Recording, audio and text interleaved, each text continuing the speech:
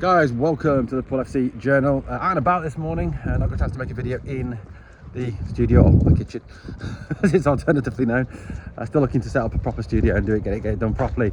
Right, look, it is Champions League. We are building up towards the Champions League game. It's Tuesday today. We obviously play PSV Eindhoven tomorrow.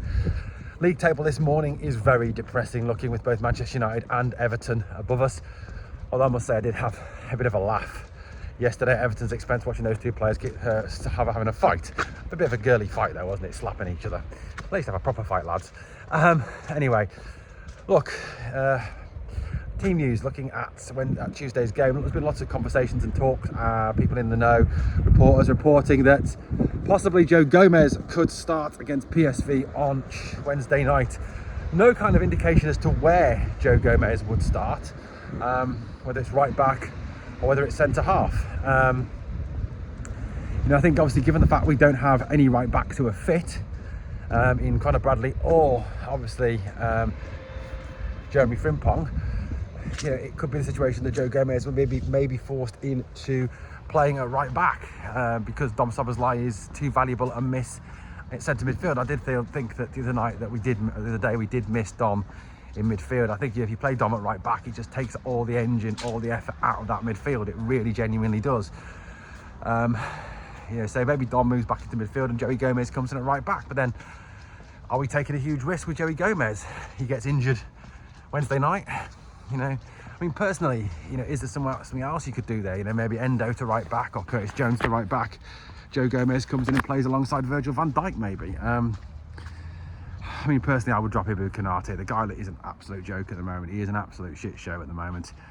His performances are just not good enough. And I certainly hope that any offers of a new contract have been well and truly slowed down in terms of what he's been offered, because he doesn't deserve a new contract, certainly with how he is performing this season. But interesting though that Gomez seems to be coming back into the reckoning. The other thing I think for Wednesday night, I believe, is Slot's got to go more aggressive. He's got to change the system, I think. Be more attacking, be more in your face. PSV Eindhoven, yes, are top of the Dutch league. Yes, won 5-2 at the weekend and are a decent side. They have some decent players, Sabari, Goose Till, for example. They have got some decent players, but this Liverpool team should be more than enough to beat them. I would really genuinely look, if I was Arne Slot, as to how I can get both Isak and Ekitike into the starting lineup. Go more offensive.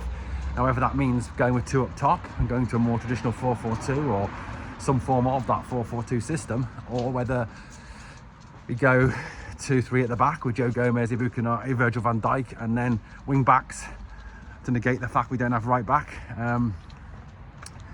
And then play two up top that way, go with some sort of 3-5-2, 3-4-1-2, some sort of system like that. If we could put Wirtz into the 10, if Wirtz is fit. I don't know, there's got to be some way of kind of changing the system to kind of suit the players we've got still left fit at the club.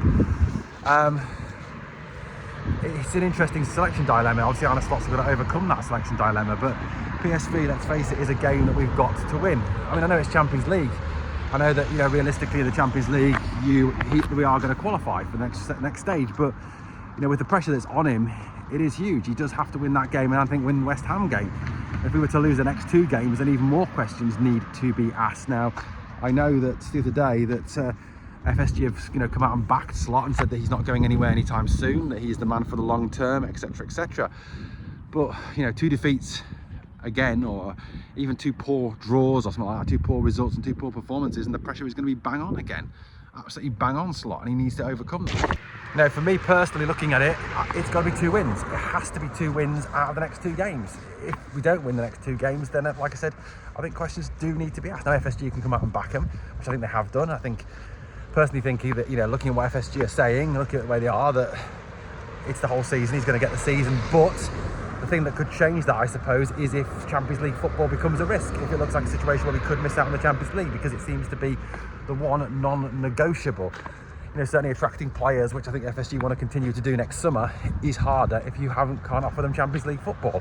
If you haven't got European football, or you are playing Europa League football, you certainly haven't got the same pulling points as a Champions League team. So, that's something obviously that could be the breaking point. If you're sort of around, February, March time, we look like we're falling way out of that race. At the moment, we're only 2 points off fourth, but the performances wouldn't give you any sort of encouragement at the moment that that's a guaranteed fourth place for me. I think January is going to be absolutely massive and key. I think there is a need to invest in January. Centre back is a kind of the biggest key for me. Key position that does need to be massively addressed, and whether that be Mark Gay or someone else, I don't know. Schlotterbeck, another one possible, I suppose. It's got to be there. And I also think Antoine Semenyo. Now, people have talked about the fact that we perhaps don't need any more attacking players, which I don't believe is the case. You look at our attacking options, we have 4 attackers, and I know Slot says we have 6, but we don't, because he doesn't use Chiesa and he doesn't trust Rio. So realistically, it's 4. So, I think there is still a need to address that. Now, Semenyo, I think, would offer that option. So, look, it's going to be huge Wednesday night. Obviously, we're looking more ahead to the game tomorrow. I just wanted to bring out a video today to update what is going on at the club. Let me know your thoughts in the comments. Thanks for watching, guys. Catch you on the next one.